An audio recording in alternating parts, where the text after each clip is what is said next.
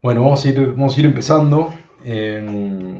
Nada, ahí, Mateo, como siempre, me vas interrumpiendo cuando quieras. La idea es que esto sea lo más interactivo posible, como siempre, así que si quieren ir haciendo comentarios o lo que sea, lo vamos a ir leyendo en el transcurso de la sesión de hoy. Igual va a haber un espacio para preguntas también, para el que quiera ir anotando y guardando para después.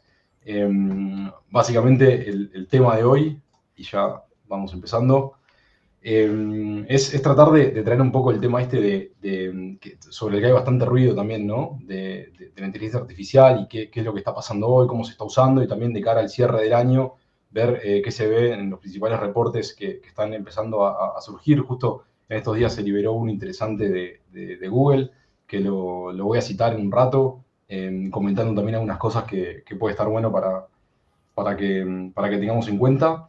Así que básicamente la idea es abrir un poco la cabeza de cara al año que comienza, en breve, ya en un mes y poquito, y hablar un poco de eso, de estrategia de seguridad y de qué manera estamos concientizando nuestras organizaciones y cómo eso nos puede permitir estar mejor preparados para cosas nuevas que ya estamos viendo y que seguro se van a ir incrementando. Bueno, Mateo estuvo también en la sesión local presencial de la ECO la semana pasada. Está habiendo Sí, mucha movida alrededor de esto, así que nada, la idea es traer algo hoy y poder aportar. sí, Em, la elección del sí, tema ahí puntual, solo para agregar, Alan, que está bueno. La inteligencia artificial es como que fue disruptivo, ¿no? Como ocurrió después, antes con blockchain, Bitcoin, tuvo como el año y claramente el año con ChatGPT lo fue. Y realmente es algo novedoso que muchísimos clientes, colegas, no saben cómo abordar, ¿no? Y nosotros, Alan, desde llevando a cabo adelante y liderando una empresa de ciberseguridad, y de mi lado estando en una empresa de concientización en ciberseguridad, es un tema muy recurrente y muy difícil de abordar. Por eso también la elección del tema no es trivial, sino que simplemente vimos que la duda estaba y por eso lo trajimos. Así que nada más agregar eso de por qué la elección del tema, Alan. sí, sí, sí, no, y también creo hay una cosa importante respecto al momento en el que estamos, que bueno, lo vamos a ver ahora con datos, pero de alguna manera estamos viendo recién la punta del iceberg, ¿no? Todavía lo que es en términos de desarrollo de LLMs, ¿no? Si hay siglas que voy diciendo en esto, cuando uno habla a mucha gente, siempre hay gente que si uno explica todo es demasiado básico y si uno no explica nada no se entiende nada, entonces les pido que si voy diciendo algo con naturalidad y alguna sigla que lamentablemente está lleno de acrónimos en nuestra industria, que lo vayan poniendo por ahí, pero básicamente en todo lo que son desarrollos de LLMs, hasta ahora estamos viendo ciertas restricciones de parte de los grandes jugadores, pero esas restricciones, como vamos a ver ahora, van a empezar a dejar de existir. Eso va a permitir que se siga democratizando el acceso de los actores de amenaza a ese tipo de tecnología y con eso el incremento la mera facilidad que le genera eso al atacante, ¿no? Al delincuente, al cibercriminal, como le querramos llamar. En ese sentido, a ver, un poco lo que empezamos a ver es la generalización de la adopción, ¿no? De esto que decía recién, de inteligencia artificial generativa, de el uso de nuevos LLMs que se disponibilizan de cara a hacer este tipo de cosas. Y del otro lado, en términos de lo que tiene que ver con ciberprotección o el uso desde nuestro lado, los problemas que empiezan a tener los fabricantes que empiezan a adoptar inteligencia artificial para justamente poder prevenir este tipo de ataques y las vulnerabilidades que generan o que se generan a ellos mismos en el desarrollo de esos modelos, ¿no? Con lo cual se empieza a ver ahí un círculo vicioso donde creamos inteligencia artificial para defendernos de inteligencia artificial, pero nuestra propia inteligencia artificial también es vulnerable, no deja de ser código, no deja de ser desarrollo. Las estadísticas respecto a la cantidad de vulnerabilidades, cada X cantidad de línea de código sigue existiendo, se sigue incrementando, con lo cual empieza a haber ahí una problemática interesante que genera lo que se empieza a ver como una tendencia ya para el año siguiente, todavía ya nos vamos hacia 2026, de que haya un porcentaje importante, casi la mitad, según los reportes que estuvimos consultando, de empresas Fortune 500 que después de lo que es el mundo de la ciberdefensa, las otras empresas que miramos, que marcan tendencia, que después son las tecnologías que se terminan democratizando y haciéndose accesibles para otro tipo de organizaciones más chicas que no son Fortune 500, que son la mayoría de las empresas del mundo, empiezan a nombrar ya roles específicos como responsables justamente de seguridad basado en IA, ¿no? Ya un rol específico para gestionar toda esa gama de tecnologías basadas en IA que se están utilizando para la protección de la organización, ¿no? Un poco siguiendo esa línea de la complejidad que empieza a generar esto y de la complejidad, ¿no? Con esta cuestión de las fallas que se puedan ir encontrando en los propios sistemas desarrollados con IA para la defensa justamente de atacantes trabajando con IA. Y esto, ahí Alan, está muy alineado con también lo que fue ocurriendo con toda la tecnología de digitalización, ¿no? Antes, no, muchas de las cosas pre-COVID no estaban digitalizadas y ahí surgieron nuevos roles como es el owner del producto, ¿no? Ese rol antes no existía. Después con el tema de la data, también empezaron a existir estos ingenieros de datos, analistas de datos, ¿no? Y la AI no se queda atrás. Lo loco de la AI es que se puede utilizar para, como decían los griegos, con el cuchillo, ¿no? Es una herramienta que se puede utilizar para el bien o para el mal, ¿no? Y en este caso también, si se utiliza para ciberdelincuencia, las empresas que están con activos digitales o con assets que se los pueden comprometer o infraestructuras críticas, tienen que empezar a contar con ingenieros o directores de seguridad directamente específicos para AI, ¿no? Sí, 100%. Creo que es una tendencia que en algunos casos, bueno, yo que estoy en Europa ahora lo empiezo a ver también, pero es algo que seguramente se vaya estandarizando. De hecho, si nos vamos acá, este es un reporte que ya tiene algunos meses, pero que sale todos los años. Esto es un reporte del Foro Económico Global, Mundial, perdón. Del Foro Económico Mundial. Es un reporte de riesgos globales del Foro Económico Mundial. Es decir, no es un reporte meramente de ciberseguridad, y cuando nosotros vemos en los próximos 2 años dónde se ubican los riesgos tecnológicos y cuáles son esos riesgos tecnológicos, no debería sorprendernos, pero sí sigue llamando la atención que el primero sea justamente la misinformation and disinformation, ¿no? Con lo cual, los problemas asociados básicamente a la información y a la información falsa, ¿no? O a la desinformación y a la información falsa.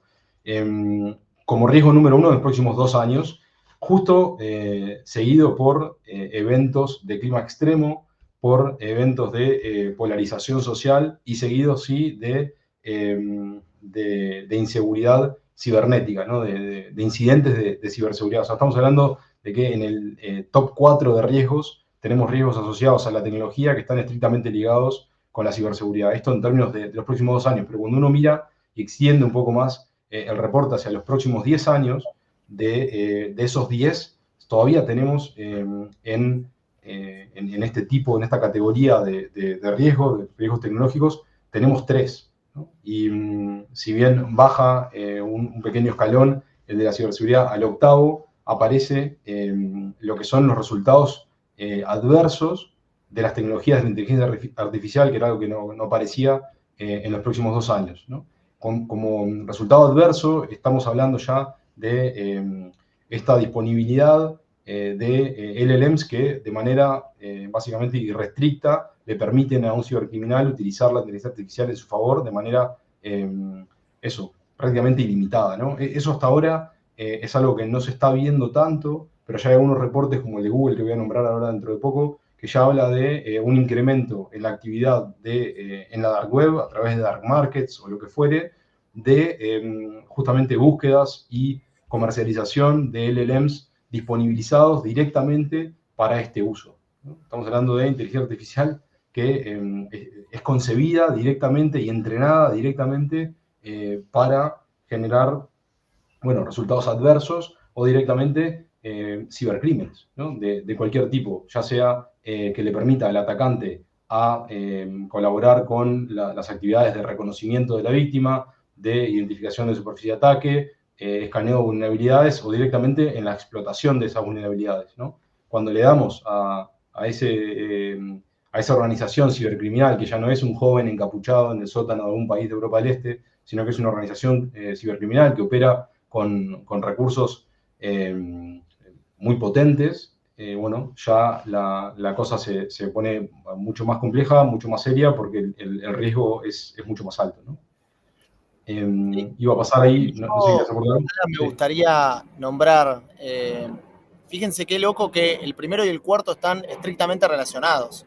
Y lo mismo con el octavo, o sea, el quinto, sexto y octavo en 10 años. Y lo otro a mencionar, que me parece importante, es el que no quiera actuar en este sentido, más allá de estar vulnerable a las ciberamenazas que puede estar expuesto, piensen que el compliance, que yo me gusta ver el compliance como el piso, ¿no? Lo mínimo indispensable, ¿no? Como decía el profesor de la secundaria, necesario pero no suficiente, ¿no? Cuando se explicaba matemática, el compliance va a ir de la mano, ¿no? Si están estos riesgos y ya las Naciones Unidas o el Foro Económico Mundial, ya organizaciones internacionales están viendo estos desafíos, son los países los que van a ir impulsando, como pasó de repente en Chile con la ley de ciberseguridad. Entonces el compliance, que es el piso, va a ir de la mano de esto. Entonces, si no queremos, esto le pasa mucho a la gente de seguridad cuando tiene que hablar con los directivos.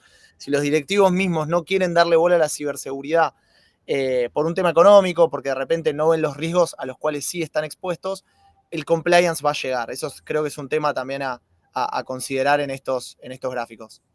Sí, justamente al respecto, en este slide un poco lo que traíamos es esta cuestión, ¿no? Es un gráfico interesante porque acá sí se ve una cierta tendencia, obviamente, que hay que, en esto, este es otro reporte, sí específico sobre ciberseguridad, también del Foro Económico Mundial, que sale una vez al año, son dos reportes que siempre recomendamos.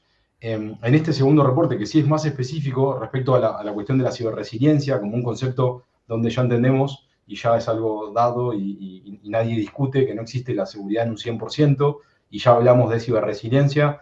También respecto a compliance, como decía Mateo recién, en 2025 en Europa, ya lo que es la NIS 2, DORA y otros marcos que son también bastante utilizados como referencia muy seguido desde Latinoamérica, sí, sí toman este concepto de ciberresiliencia como una segunda opción, ¿no? Una segunda mejor opción, ya que no podemos tener ciberseguridad 100%. Y en ese sentido, vemos sí una evolución, donde lo que tiene que ver, espero que vean acá el puntero, pero básicamente en negro, en esta parte de derecha, este casi tercio de la derecha de la pantalla, se habla de una capacidad de ciberresiliencia que supera los requisitos mínimos, ¿no? Y eso desde 2022 ha ido evolucionando desde un 19 a un 39%, y se ha ido acortando lo que era en 2022 al 2024, desde un 14 a un 25, lo que era una ciberresiliencia insuficiente, ¿no?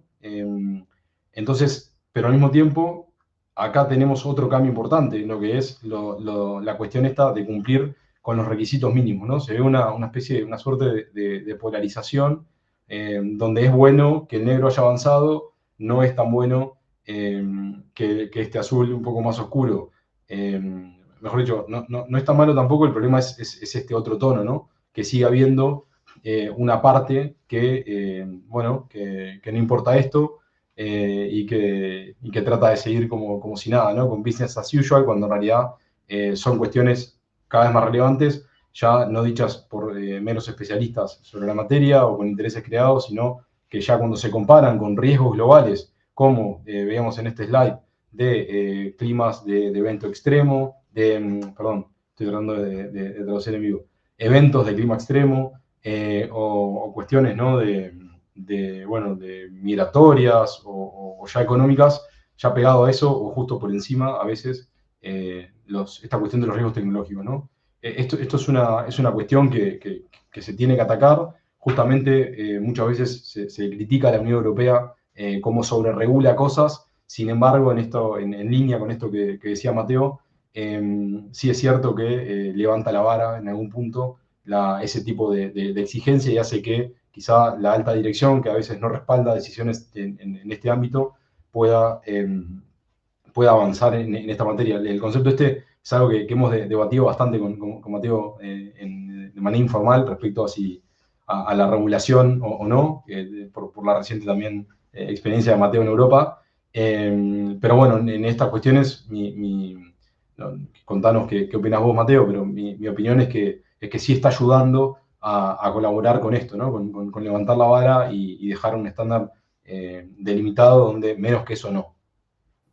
Sí, ahí, a ver, explicaste muy bien la diapositiva, así que no tengo mucho para agregar. Hablando del compliance, a ver, Europa se destaca por de repente sobre regular las cosas. Eso a veces con la parte cultural nuestra en Latinoamérica no va tanto, ¿no?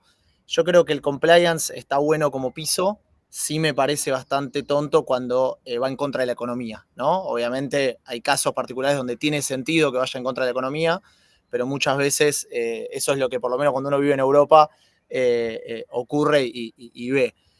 Yo en lo que es en lo que respecta a ciberseguridad, creo que el compliance está bueno como un piso, pero de vuelta vuelvo a decir, no es suficiente. Digo, hay que ir por más. Vamos a estar viendo después como soluciones de bloque y de Wellmate qué se puede hacer, ¿no? Para ir por más, pero básicamente es eso, el compliance como un piso.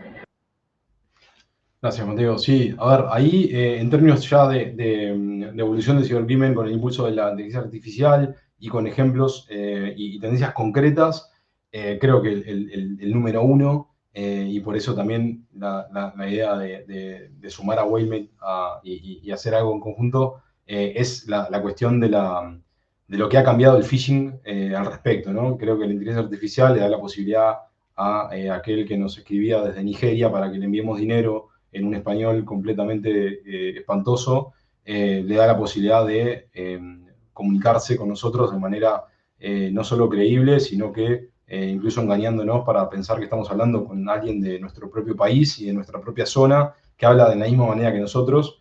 Es una realidad los intentos de phishing que estamos viendo. Bueno, es que parecen ya reales, ¿no? Ya es complejo de verdad distinguirlos y hay que volver a repasar los ejemplos de siempre, hay que entrenar a todos los colaboradores y un poco de eso vamos a hablar ahora, pero es una de las cosas más claras y sobre las que no hay que agregar tanto. La parte de email bombing es algo que habíamos dejado de ver.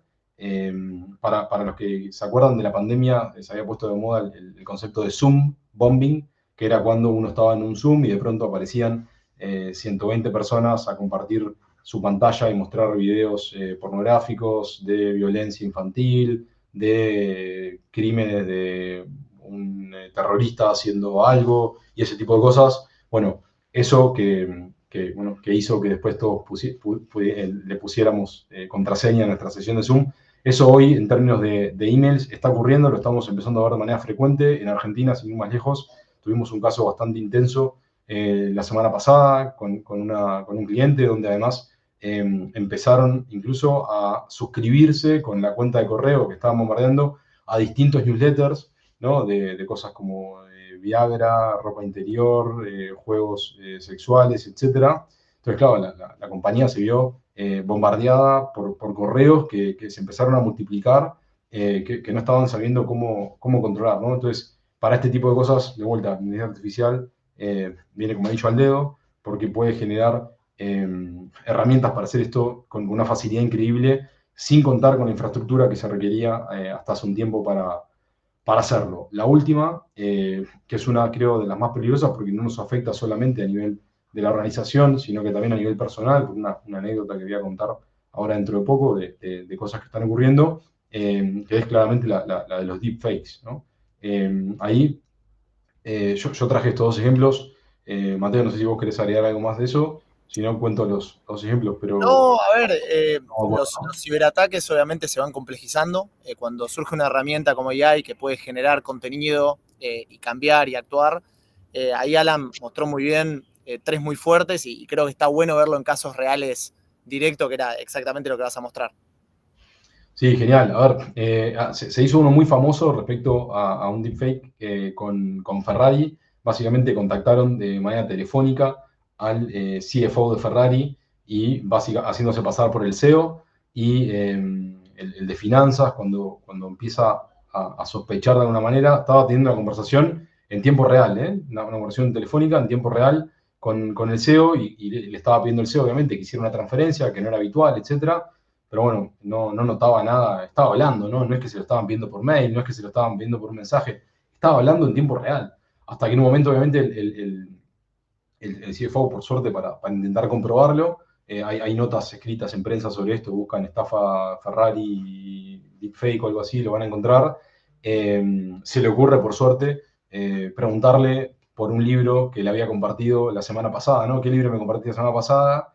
Y claro, el cibercriminal no sabía cuál era, y eso lo frustró, ¿no? Pero después, otras cosas, y ya un poco más graves, ¿no? Que estamos viendo, hace también un par de semanas, acá en España, surgió un caso donde a través, esto se hizo un análisis forense y se determinó que a través de unas cámaras de seguridad que habían sido vulneradas a la entrada de una panadería, a través de la reconstrucción de ese video y del procesamiento con un motor de inteligencia artificial, se logra generar un modelo de esa persona que estaba entrando. Logran también por redes sociales obtener el dato de quién era el hijo de esa persona y llaman al hijo de esa persona y le hacen una videollamada con el supuesto padre siendo amenazado con un arma en la cabeza, a modo de lo tenemos secuestrado, etcétera, ¿no? Hablando en una videollamada en tiempo real. Con lo cual, estas cosas van a ser cada vez más normales y bueno, y la paranoia esta de, ¿no? Cuando se nos jugaba que los de ciberseguridad éramos medio paranoicos, va a empezar a ser un poco más práctica. Te traigo esos dos ejemplos y acá tenía uno más, ¿no? Para empezar a ver la calidad de lo que estamos pudiendo lograr hoy. A mí me impresiona esto, ¿no? Ver a Trump con Biden de esta forma es bastante, obviamente, cualquiera va a saber que es falso, ¿no? Pero la manera en la que se lo puede hacer, creo que es, nada, es bastante, da para pensar, no sé qué opinas ahí, Mateo, pero te habías visto pero da para pensar. No lo había visto, la verdad que espectacular. A ver, estos son las mismas técnicas milenarias, digo, la que contaba recién Alan del llamado, ¿no? Ahí utilizan un método muy normal que se para un familiar. Ahí lo que logran básicamente es que se nos trabe la corteza prefrontal, que es la de toma de decisiones, usa el cerebro límbico, que es la de las emociones, y obviamente uno está alertado por la situación, pero lo loco, que es lo que tratamos de mostrar acá, están usando la voz real de la persona, ¿no? O sea, es una AI de fondo, pero tomada de la persona real. Entonces, ¿cómo hacemos para darnos cuenta que no es? Bueno, algunas cosas en la cadencia, y yo siempre le digo a la gente, siempre tenés, como le pasó ahí al CFO con el libro la semana pasada, tener alguna palabra de emergencia, alguna palabra que tengas en común con tu amigo, tu familiar cercano, por ejemplo, si se trata de directivos o C-level que tengan acceso a información confidencial, una palabra que sea interna de la empresa por emergencia, ¿no? Entonces uno tiene una, dos, tres palabras que puede utilizar en estos casos. Pero la realidad que en este sentido es siempre ser escéptico y teniendo en cuenta que está esta nueva tecnología que es la AI, entender que los ataques van a venir cada vez más sofisticados. Entonces siempre ser escéptico, no pasar datos personales o entender qué está ocurriendo, si realmente la persona con la que están hablando es la que realmente estoy hablando, creo que son buenas maneras como para iniciar a defenderse. Pero este de Biden y Trump está buenísimo, la verdad, me hizo matar de risa. Te sorprendí. Nada, acá un poquito de repaso con las cosas en las que nos encontramos siempre, ¿no? Esta de los recursos limitados para invertir en seguridad, se sorprenderían la cantidad de veces que cuando el gerente de IT nos termina haciendo llegar a la alta dirección o al dueño del negocio, muchas veces se sorprenderían de cómo esto ya no es como era antes. A mí me sorprende, yo creo que hace casi 15 años que estoy en esto y haciendo casi que un poco lo mismo. Y es increíble cómo ha cambiado eso, ¿no? Y la evolución que ha habido. Entiendo que en parte por esta visibilidad que hay sobre los riesgos, como veíamos antes, reflejada en el reporte del Foro Económico Global Mundial, pero de alguna manera creo que también por las experiencias cercanas que están teniendo los empresarios en general respecto a incidentes de este tipo. Sí que hay una cuestión bastante relevante con la falta de conocimiento especializado. Hay tecnologías como el firewall, como el antivirus, que históricamente eran cuestiones que infraestructura, redes y en general TI manejaban bien. Sin embargo, y manejaban cuestiones que eran de seguridad como una cuestión casi que de redes o de infraestructura, y hoy hay una necesidad de tener un entendimiento sofisticado y especializado sobre la cuestión, sin ir más lejos, nos pasa hoy por ejemplo, la famosa cuestión, ¿no? del firewall y la marca del firewall, ¿no? Sin nombrar marcas en general, cualquiera puede entender que, por ejemplo, Fortinet fue la más vulnerable de 2023, ¿no? Y no quiere decir que sea la peor, es que como es también la más extendida, le pasa lo que le pasaba a Microsoft, que era quien se le encontraba más vulnerabilidades. Bueno, ese tipo de cosas hoy no alcanza con actualizar el firmware, porque a veces puede haber, como pasó la semana pasada,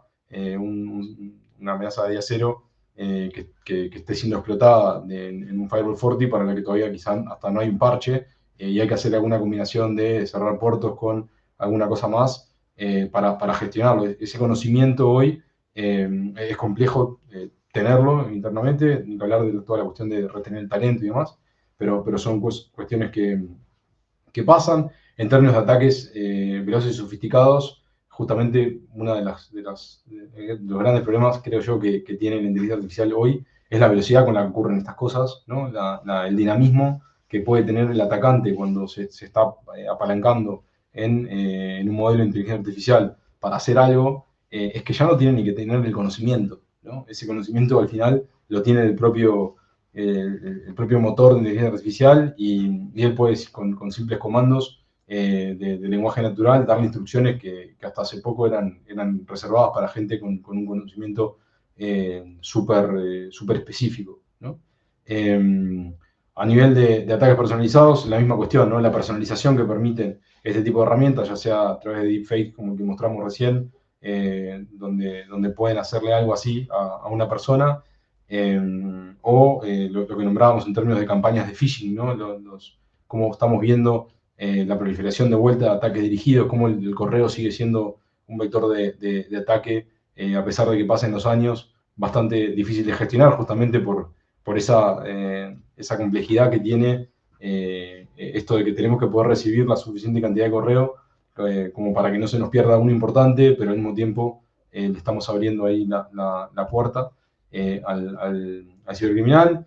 Creo que en términos de costo de la recuperación y pérdidas, cada vez más las organizaciones entienden que no son solamente esas, en general, 96 horas que toma volver a intentar, como mínimo, ¿no? Restaurar la capacidad operativa previa al incidente, sino el estrés y el malestar de la organización durante ese periodo. Para aquellos que hayan vivido desde adentro un incidente de seguridad, siempre es una cosa que no se le desea a nadie, porque es un momento de mucha angustia, de mucha incertidumbre, de esa sensación de no saber qué hacer, ¿no? Que es un poco contra lo que tratamos de luchar desde Bloca.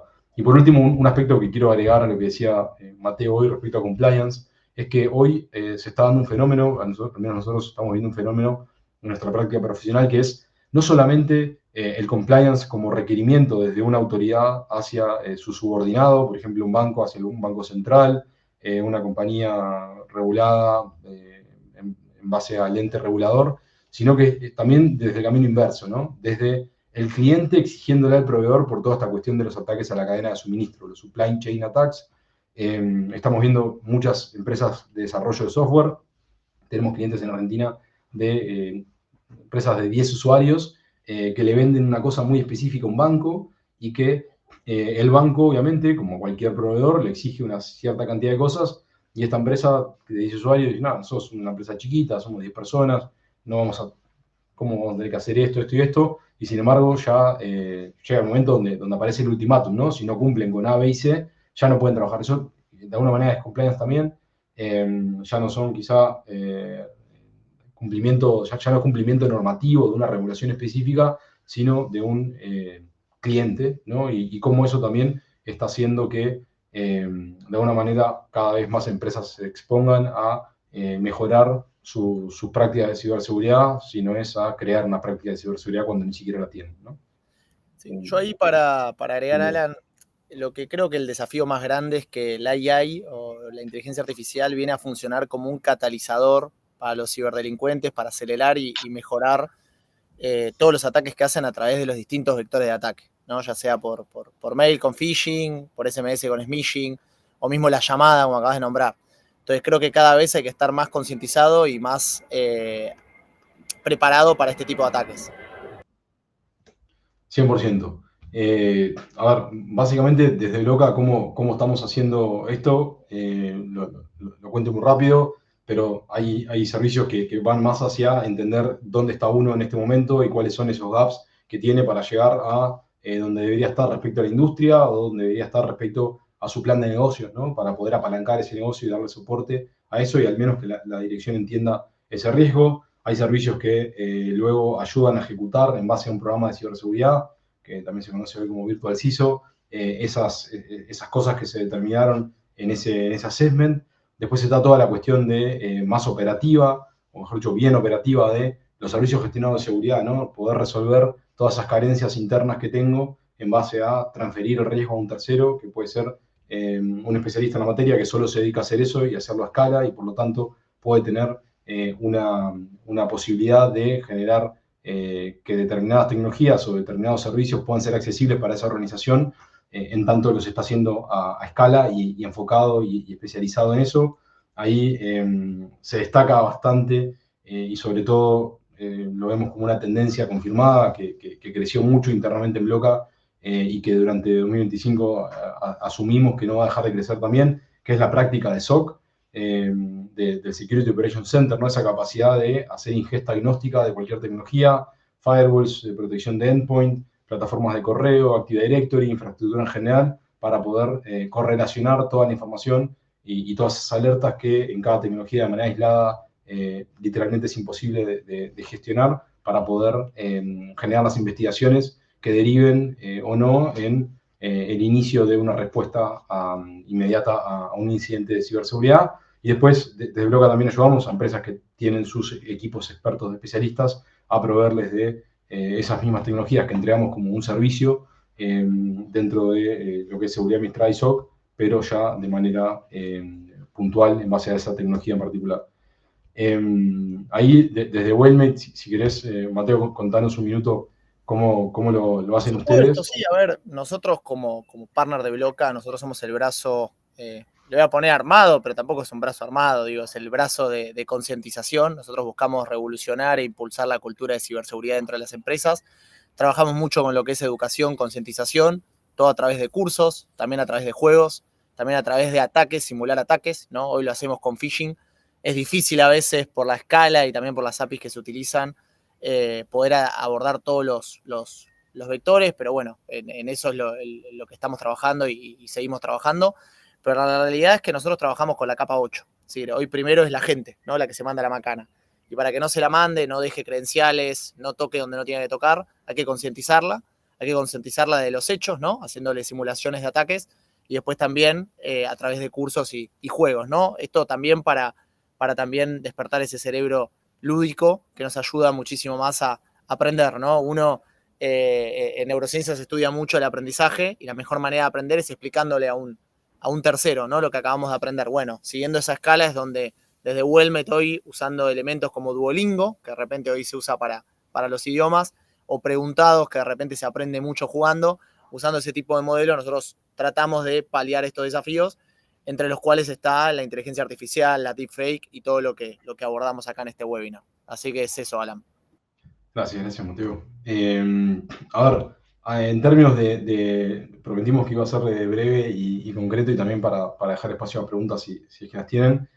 En términos de conclusiones y próximos pasos, si quieren, después para consultar material que compartimos hoy, por alguna gráfica que quieran llevarse o lo que fuera, que no hay problema, nos la pueden pedir sin drama, consultar la grabación. Está claro que la inteligencia artificial está transformando el programa del crimen cibernético. Está claro que hay que hacer algo y hay que actuar. Y en esto lo mejor es empezar ya, aunque sea dando esos pequeños primeros pasos, ¿no? Hoy, en términos de lo que es ciberseguridad, ya sea que nos basemos en los riesgos que comentamos al principio, en los riesgos que algunos grandes players de la industria, como puede ser Google, que ahora vamos a compartir algo más, están marcando o los fabricantes en general, ya no es una cuestión, digamos, una opción, es una cuestión de supervivencia del negocio. A nosotros no nos gustan esas cifras, ¿no? Que dicen que las empresas que no tal cosa pierden no sé cuántos millones y entonces a los 6 meses no existen más. sobre todo en Argentina, creo que todos somos bastante resilientes, pero sí que creo que no se puede discutir que ya no es una opción pensar en ciberseguridad como estamos pensando en riesgos del negocio en general, de cualquier tipo de riesgo. Obviamente, si están viendo esto es porque lo saben, pero está bueno recalcarlo. La importancia de la educación y la concientización. Hablamos mucho del tema phishing, de lo que significa hoy el correo como un vector de ataque.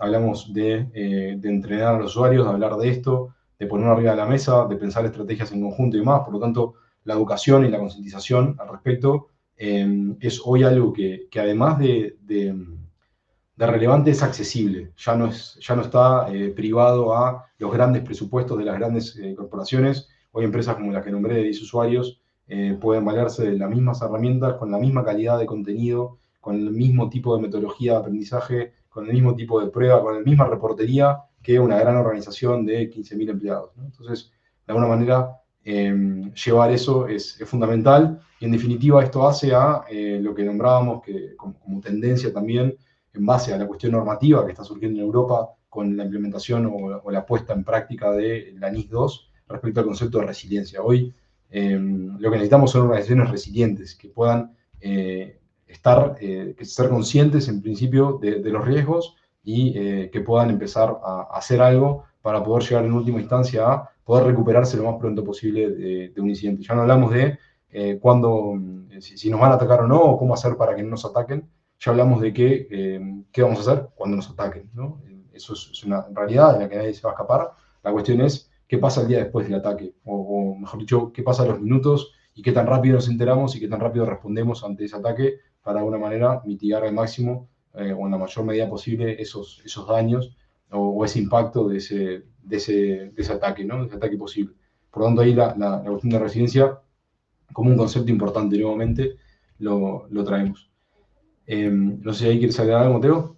Yo creo que el gran titular es el primero, que es la ciberseguridad ya no es opcional. A mí me gusta mucho un meme, o no sé si es un meme, creo que es una cosa gráfica en redes que usa mucho él invitando al CISO, a la persona de seguridad, a la mesa chica, ¿no? Creo que es eso lo que cada vez hay que luchar. Yo desde la empresa que me toca liderar, lo hacemos muchísimo, especialmente a los directivos, a la gente de negocio, al de finanzas, generalmente es el más, viste, duro a la hora de distribuir presupuesto, que lo tenga en cuenta, porque realmente a veces es difícil para la persona de tecnología transmitirlo, es difícil pelear los presupuestos y en este sentido la ciberseguridad ya no es una opción. Creo que la irrupción de la inteligencia artificial y de otras tantas tecnologías lleva a que ya no sea una opción porque hay que estar preparado y tener a la gente concientizada y bueno, y todo lo que de repente las herramientas que de repente bloca en este caso también puede proveer y ayudar, pero no mucho más. Creo que cerraría con eso. Genial, sí, yo ahí traje una cosita más bueno, algo que de alguna manera ya spoileé y ya adelanté al principio respecto a este Cybersecurity Forecast 2025 que sacó Google Cloud Security, que es justamente, ¿no? Que esto es la punta del iceberg, es el comienzo y que lo que vamos a ver probablemente con mucha frecuencia el año que viene es ese incremento en la actividad de actores maliciosos que van a estar buscando en dark markets. Dark markets son los mercados libres de la dark web, ¿no? Donde se venden las cosas las cosas oscuras, las cosas malas. Justamente van a estar buscando LLMs que no tengan restricciones para actividades ilícitas, ¿no? Cuando hoy alguien le pregunta a ChatGPT algo de esta índole, ChatGPT tiene sus mecanismos, lo mismo con cualquiera de los grandes motores y modelos de inteligencia artificial que consultamos, Copilot, Gemini, ChatGPT, etc. Ahora, ¿qué pasaría si entrenáramos a un modelo para lo contrario, ¿no? Ya estamos viendo, hoy ya NIST en Estados Unidos tiene un marco de abordaje para estas cuestiones, sobre todo para lo que uno puede hacer y no hacer en los LLMs que se vayan disponibilizando, pero bueno, hay mucha tela para cortar acá y es probable que veamos algunos que, así como sucedió con el Ransomware as a Service, que permitió masificar la distribución de ransomware y generar récords en ventas de pagos de rescates, es probable que veamos cosas similares y bueno, y ahí es donde justamente cobra relevancia todo esto que venimos hablando hoy, ¿no? Nada, básicamente para seguir profundizando en estas cosas, estamos más que a disposición. Les agradecemos un montón el tiempo. Si hay preguntas, estamos por acá. Las pueden hacer por el chat de la plataforma, que espero que les haya resultado útil. A veces salir de Zoom, Google Meet, Teams, no es tan fácil. Pero, pero bueno, si hay alguna pregunta por ahí, estamos por acá. Si no, nada, les agradecemos un montón el tiempo y los invitamos a seguir conversando después sobre alguna cosa en particular que quieran ver. Exactamente lo mismo que Alan, gracias por el tiempo, también Alan por la organización del, de la charla, así que espectacular. Cualquier pregunta estamos siempre a disposición y bueno, también por privado no hay problema. Lo mismo.